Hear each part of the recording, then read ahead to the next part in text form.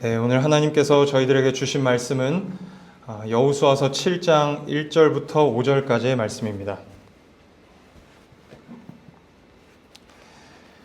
여호수아서 7장 1절부터 5절까지의 말씀입니다.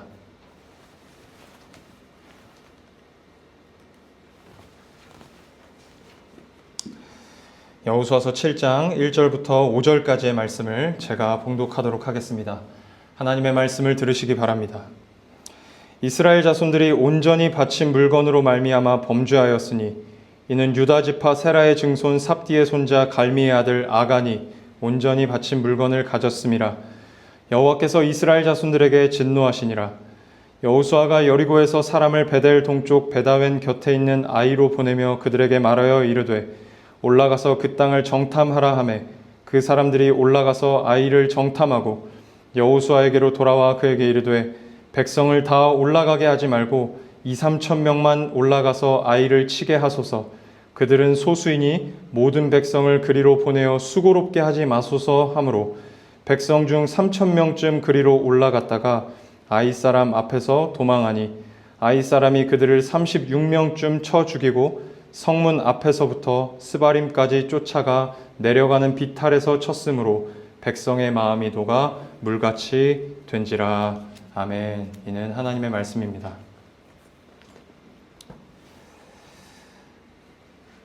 저희는 지난 주일 여호수아의 소문이 온 땅에 퍼졌다는 말씀을 통해 참된 여호수아이신 예수님의 소문이 우리 존재 안에 퍼져야 한다는 교훈을 나누었습니다.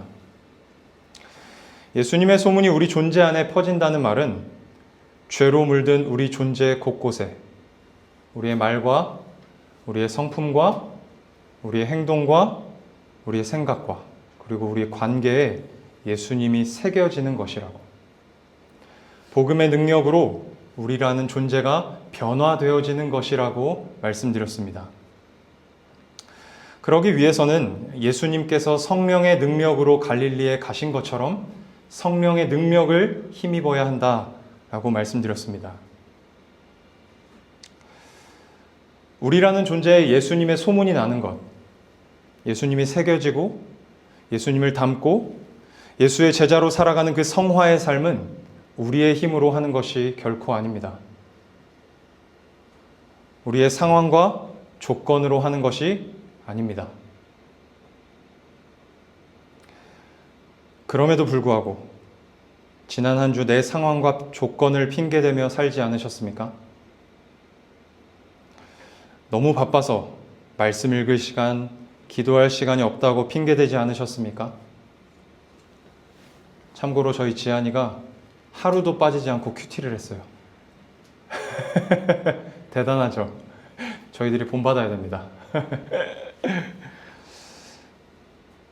힘들다는 핑계, 기분이 안 좋다는 핑계를 대면서 이웃 사랑하기를 멀리하지 않으셨습니까? 사도 야고보가 칼에 맞아 죽고 사도 베드로와 요한이 옥에 갇힌 것 같은 그러한 상황적, 조건적 핑계를 대며 예수 믿는 자다운 삶을 포기하지 않으셨습니까? 사랑하는 성도님들 꼭 기억하시기 바랍니다. 우리는 아무것도 핑계댈 수 없습니다. 아무것도 핑계댈 수 없습니다. 주님께서 함께 하시면, 주님께서 능력을 주시면 모든 상황과 조건에서도 할 수 있기 때문입니다. 이번 한 주도 우리라는 존재 곳곳에 예수의 소문이 퍼지기를, 예수님이 새겨지기를, 복음의 능력으로 달라지기를 갈망하며 그 일을 하게 하시고 되게 하시는 주님을 구하며 사는 저희 모두가 될 수 있기를 주님의 이름으로 축복합니다. 여호수아와 이스라엘 백성들은 여리고를 상대로 가나안 정복 전쟁에서의 첫 번째 승리를 거두었습니다. 그들은 인간적으로 말이 안 되는 방법을 통해서 승리를 얻었습니다. 성을 돌았더니 성이 무너졌어요. 여리고 성에 있는 모든 생명은 죽임을 당했습니다. 그런데 이스라엘의 군사가 죽었다는 기사는 어디에도 기록되어 있지 않아요. 대승을 거뒀다는 이야기입니다. 그렇게 대승을 거둔 후에 오늘 본문에 기록된 것과 같은 죄를 이스라엘 백성들이 저지른 것입니다. 사랑하는 성도님들, 여기서 저희가 기억해야 할 사실이 있습니다. 죄는 기분 좋을 때 짓기 좋다는 것입니다. 죄의 유혹은 우리가 어떤 일을 성취했을 때 틈탄다는 거예요.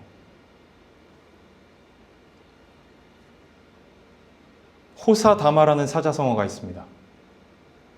성공이나 행복 뒤에는 어려움이 따를 수 있다는 교훈을 담은 사자성어이죠. 그런데 여기서 호사다마의 이 마자가 마귀 마자더라고요. 신앙생활에서도 호사다마를 기억해야 합니다. 성공이나 행복 뒤에 찾아오는 사단 마귀의 유혹을 신자는 조심해야 합니다. 지난 주일에도 잠깐 말씀드렸지만 교회에서 꼭 언제 문제가 생기냐면 선교 갔다 와서. 격하게 공감하시네요. 수련회 갔다 와서 어떤 행사를 성대하게 치르고 나서 꼭 문제가 생깁니다. 다 끝나고 나면 통제력을 잃어버립니다. 영적 긴장감이 느슨해집니다. 사단은 그때를 절대 놓치지 않습니다. 우리에게 틈타서 관계를 흔들어 놓고 감정을 흔들어 놓고 우리의 육체를 흔들어 놓습니다. 오늘 청년들이 많이 오셨는데 청년들이 영적으로 가장 침체되는 때가 언제일까요? 아이러니하게도 대학에 합격했을 때, 취업에 성공했을 때 영적인 침체가 가장 많이 옵니다.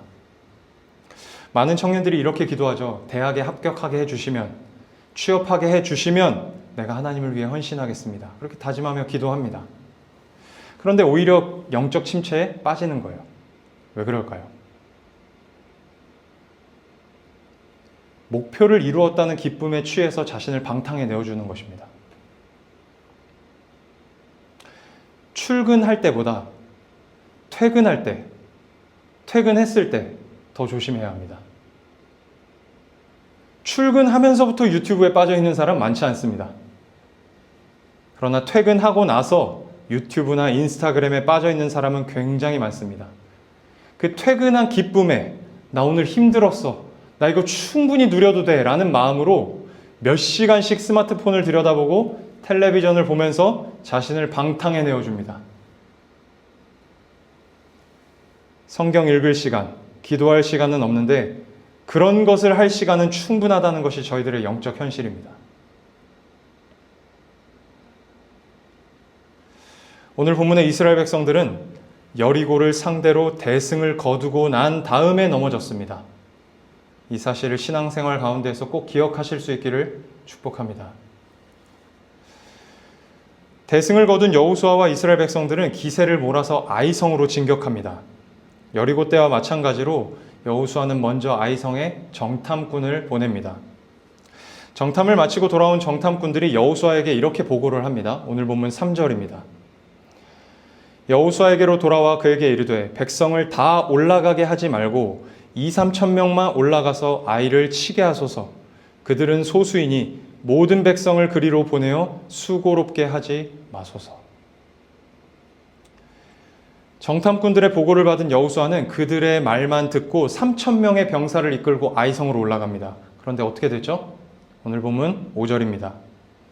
아이 사람이 그들을 36명쯤 쳐 죽이고 성문 앞에서부터 스바림까지 쫓아가 내려가는 비탈에서 쳤으므로 백성의 마음이 녹아 물같이 된지라. 아멘. 3천 명이 올라가서 30명이 죽었어요.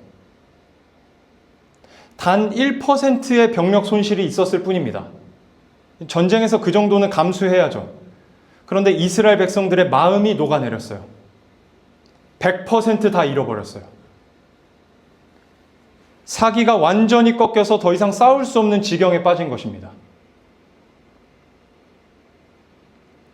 전쟁에서 패배하고 돌아온 여호수아가 하나님 앞에 엎드려서 이렇게 기도합니다. 오늘 본문 6절에서 7절입니다. 여호수아가 옷을 찢고 이스라엘 장로들과 함께 여호와의 궤 앞에서 땅에 엎드려 머리에 티끌을 뒤집어 쓰고 저물도록 있다가 이르되 슬프도소이다.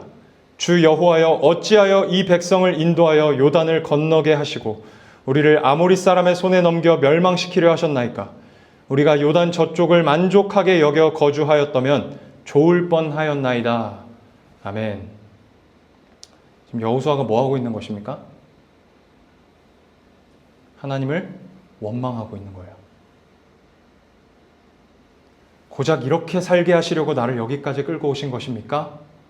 하면서 하나님을 향한 실망감을 표현하고 있는 거예요. 그런데 잠시 후 여호수아는 아이성 정복의 실패 원인이 하나님께 있지 않다는 것을 알게 됩니다. 자신과 이스라엘 백성들의 잘못에 그 원인이 있다는 사실을 깨닫게 됩니다. 하나님을 향한 원망과 실망은 곧 부끄러움으로 바뀌게 됩니다.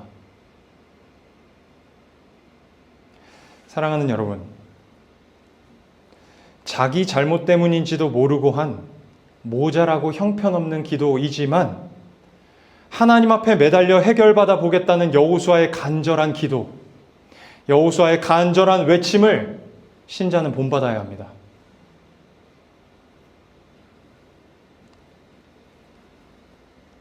삶이 내 기대와 전혀 다르게 흘러갈 때 참 당황스럽죠. 하나님이 원망스럽고 실망스럽습니다. 그런데 오늘날 우리 신자들의 문제가 무엇입니까? 다 하나님의 뜻이 있겠지라는 공허한 말로 모든 것을 쉽게 퉁쳐버린다는 거예요. 하나님이 하시겠지 하면서 자신의 현실을 대강 뭉개고 지나가 버려요. 무엇이 없는 것입니까? 하나님 앞에 매달려서 해결받아 보겠다는 여호수아와 같은 간절함이 없는 거예요. 우리 신앙에 간절함이 없어요. 오늘날 많은 신자들이 가지고 있는 영적 질병 중에 하나가 무엇이냐면 불신이에요. 특별히 기도에 대한 불신이에요. 기도해도 잘 안 들어주신다는 불신이 우리 신앙 밑에 깔려 있어요. 어차피 하나님 마음대로 할 것이라는 냉소적 불신이 깔려 있어요. 기도의 능력을 기대하지 않아요. 그래서 기도 잘 안 해요.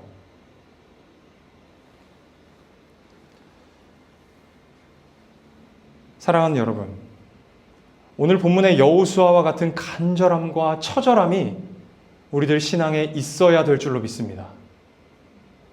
시편 13편에서 다윗이 하나님께 이렇게 부르짖어요.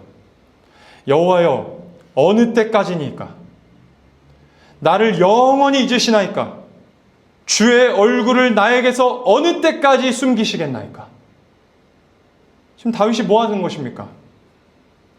여호수아처럼 하나님을 원망하고 있는 거예요. 그러면서 지금 하나님께 따지고 있는 것입니다. 왜 도대체 자신을 도와주지 않으시냐고, 왜 은혜를 주시지 않냐고 따져 묻는 거예요. 하나님께 매달리고 있는 거예요.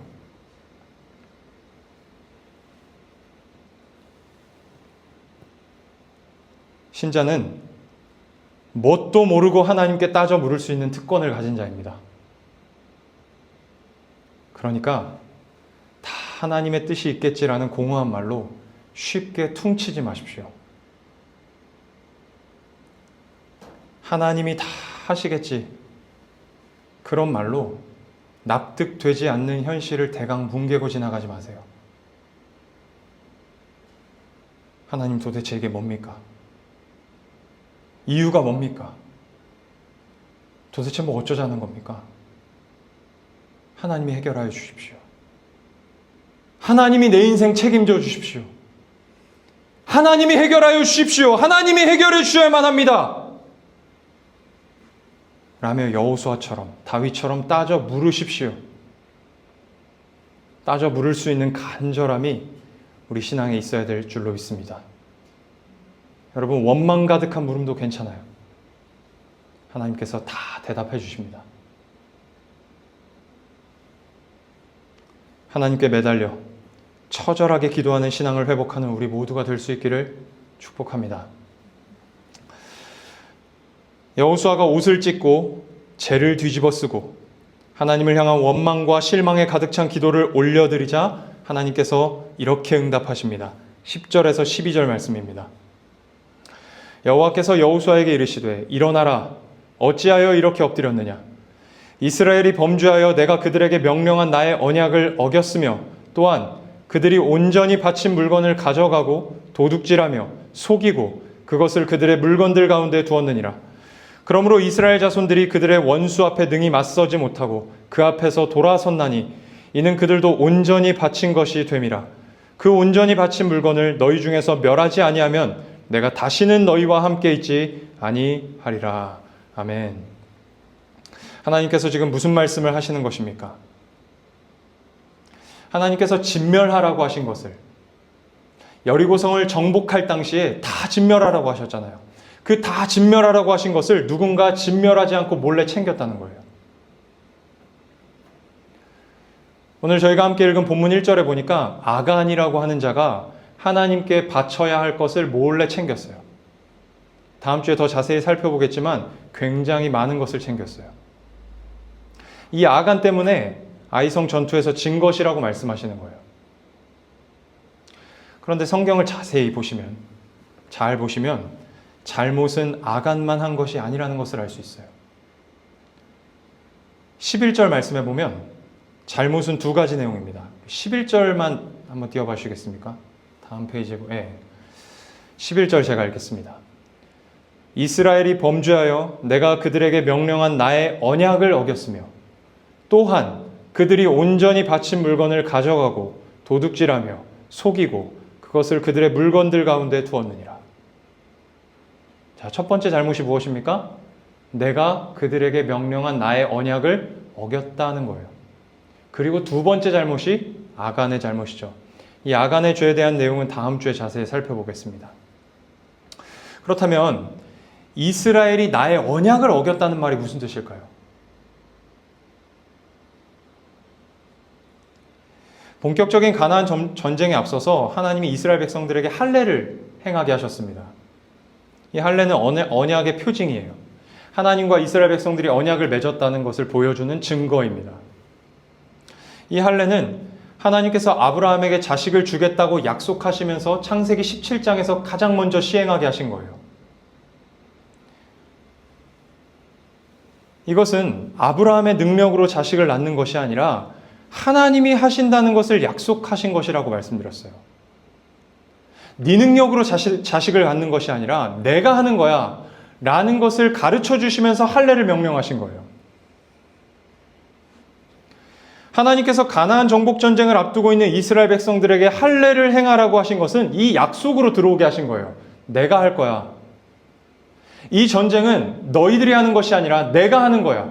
하나님이 하신다. 이 약속의 내용으로 들어오게 하신 거예요. 그런데 이러한 언약을 이스라엘 백성들이 어겼다는 거예요. 하나님이 하신다는 것을 믿지 않았다는 것입니다. 언제? 아이성을 정복할 때.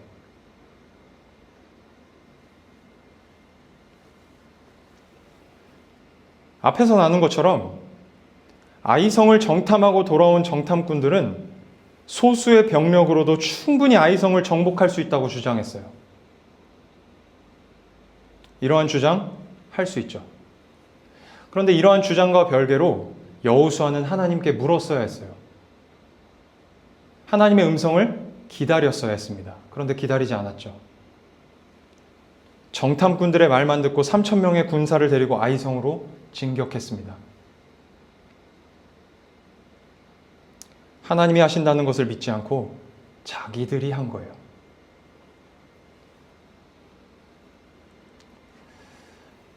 사랑하는 여러분, 불과 며칠 전에 하나님을 전적으로 의지하여 여리고성을 정복했던 이스라엘이에요. 불과 며칠 전에. 그런데 단 며칠 만에 하나님을 의지하지 않는 죄를 범한 거죠. 배경이 무엇이었을까요? 불과 며칠 전에 하나님을 전적으로 의지하여 여리고성을 정복했던 이스라엘이 단 며칠 만에 하나님을 의지하지 않게 된 배경이 무엇이었을까요?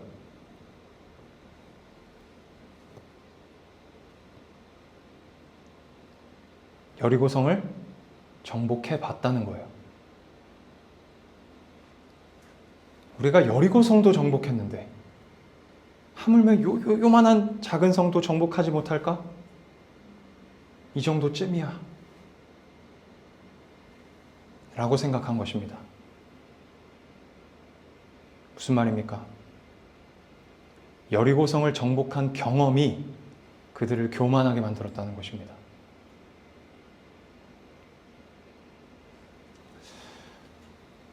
마가복음 9장 14절 이하에 보면 한 아버지가 자신의 귀신 들린 아들을 예수님께 데리고 와서 고쳐달라고 요청하는 장면이 있어요. 이 아버지는 예수님을 찾아오기 전에 먼저 예수님의 제자들에게 찾아가서 아들을 고쳐달라고 요청했어요. 그런데 제자들이 못 고쳤어요. 그래서 예수님에게 다시 찾아온 것입니다. 아들을 붙들고 있던 귀신을 예수님께서 내쫓아 주십니다. 예수님께서 행하시는 일을 본 제자들이 집에 돌아와서 왜 자기들은 귀신을 내쫓지 못했냐고 예수님께 물어봐요. 그랬더니 예수님께서 이렇게 대답하십니다. 마가복음 9장 29절 말씀입니다. 이르시되 기도 외에 다른 것으로는 이런 종류가 나갈 수 없느니라 하시니라.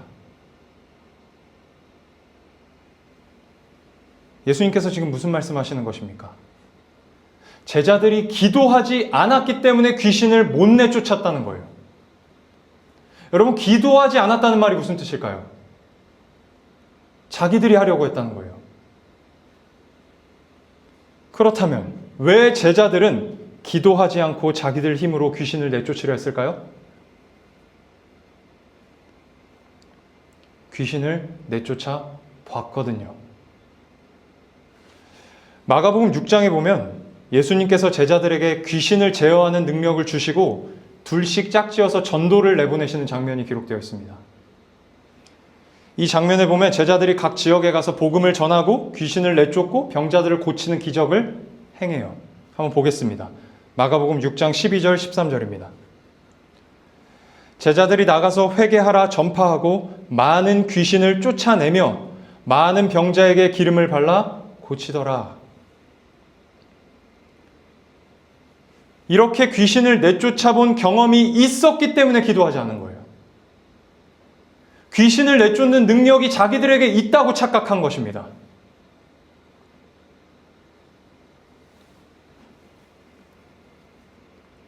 마가복음 9장 29절에 예수님께서 하신 말씀에 보면 제자들이 간과한 것이 또 있어요.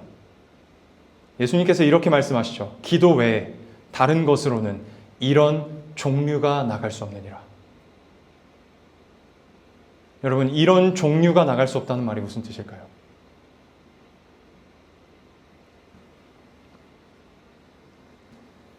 마가복음 6장에서 제자들이 내쫓은 귀신과 마가복음 9장의 아들을 붙잡고 있던 귀신의 종류가 다르다는 거예요. 쉽게 말해서 마가복음 6장에서 제자들이 내쫓은 귀신보다 마가복음 9장의 귀신이 더 힘센 귀신이었다는 거예요. 더 수준 높은 귀신이었다는 거예요. 그래서 제자들이 내쫓지 못했다는 말씀을 하시는 것입니다. 겉으로 볼 때 똑같이 귀신 들린 상황이지만 영적인 측면에서는 전혀 다른 상황이었다는 것입니다. 사랑하는 여러분, 이 장면이 어떤 교훈을 주는 것일까요? 더 힘센 귀신이 있으니까 조심해라. 그런 이야기일까요? 그런 것이 아닙니다. 인생이 그렇다는 거예요. 삶이 그렇다는 것입니다. 다 똑같은 상황처럼 보여도 보이는 상황은 이전에 내가 경험한 그 상황처럼 보여도 보이지 않는 세계, 영적인 세계에서는 그렇지 않다는 것입니다. 다르다는 거예요.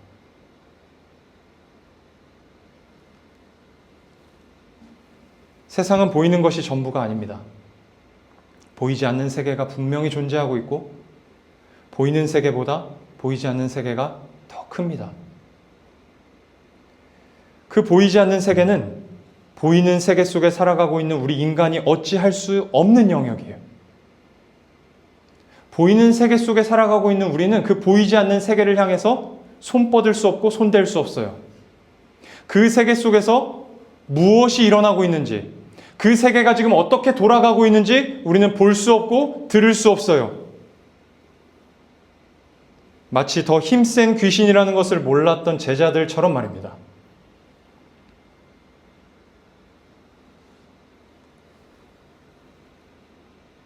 매주 똑같은 자리에서 제가 여기서 설교를 하지만 매주 달라요. 말씀을 전할 때 특별히 힘이 나는 날이 있습니다. 그래서 쉽게 말씀을 전할 수가 있는 날이 있어요. 그런데 어느 날은 말씀을 전할 때 전혀 힘이 나질 않아요. 밥을 안 먹어서가 아니라 설교를 하는 행위 자체가 굉장히 무겁고 힘들게 느껴질 때가 있어요. 똑같은 자리이고 똑같은 청중인데 말입니다. 찬양 인도도 그래요. 어떤 찬양을 어느 날 정말 은혜롭게 불렀다고 해서 다음에 부를 때 은혜가 보장되지 않아요.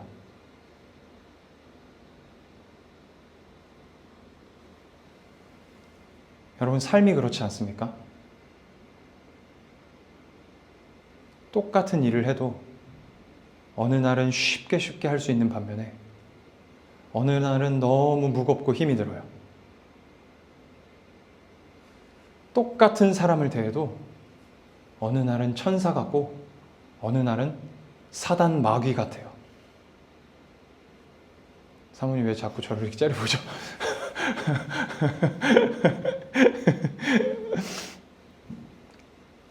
여러분, 교회 오는 것도 그렇죠. 어느 날은 괜히 교회 오는 게 기대가 돼요. 발걸음이 가벼워요. 그런데 어느 날은 전혀 기대가 안 되고 가기 싫어요. 왜 그런 것입니까? 달라서 그런 거예요. 똑같아 보이지만 다르다. 우리는 매일매일 다른 종류의 하루를 만나고 있는 것입니다. 그래서 차이가 있는 거예요. 불신자는 보이는 세계가 전부라고 말하지만 보이지 않는 세계가 존재한다고 믿는 신자는 그래서 기도해야 합니다. 보이지 않는 세계를 다스리시는 주님께 도움을 구해야 합니다. 똑같은 일, 똑같은 상황, 똑같은 사람처럼 보여도 우리가 통제할 수 없는 보이지 않는 세계에서는 다른 일이 일어나고 있을 수 있으니, 다른 종류일 수 있으니 살아낼 수 있도록 겸손하게 날마다 기도해야 합니다. 주님, 오늘도 살아낼 수 있게 해주십시오. 경험에 의지하여 교만하게 살아내는 것이 아니라 아무것도 모르는 사람처럼, 아무것도 경험한 것이 없는 사람처럼, 할 줄 아는 것이 아무것도 없는 사람처럼 주님을 온전히 의지하게 하여 주시옵소서. 그렇게 기도하며 하루를 사십시오. 말씀을 맺겠습니다. 마틴 로이드 존스 목사님이라는 분이 계십니다. 그 목사님께서 쓰신 부흥이라는 책이 있어요. 그 책의 내용을 읽고 오늘 말씀을 마치도록 하겠습니다. 우리 자신이나 우리의 모든 방법 및 조직, 모든 요령에 대한 지나친 자신감을 버려야 합니다. 하나님의 성령으로 충만해져야 한다는 사실을 깨달아야 합니다. 하나님이 우리를 성령으로 충만케 하실 수 있다는 사실 또한 똑같이 확신해야 합니다. 이런 종류가, 이런 유가 아무리 커도 하나님의 능력은 그보다 무한히 더 크다는 사실, 우리에게 필요한 것은 더 많은 지식이나 더 많은 이해력이나 더 많은 변증이 아니며 철학이나 과학이나 종교나 현대의 모든 기술과 좀 더 조화를 이루는 것이 아니라는 사실을 알아야 합니다. 그렇습니다. 우리에게 필요한 것은 사람의 영혼 안으로 들어가 그것을 깨뜨리고 부수고 낮추어서 새롭게 만드는 능력입니다. 살아계신 하나님의 능력입니다. 그리하여 이제부터 그 능력을 구해야 하며 그 능력을 달라고 기도해야 합니다. 그 능력을 간구하고 사모해야 합니다. 이런 종류에는 기도가 필요합니다. 이번 한 주 어떤 종류의 것도 깨뜨리고 부수고 정복할 수 있는 하나님의 능력을 기도를 통해 풍성하게 경험하실 수 있기를 주님의 이름으로 축복합니다. 기도하겠습니다.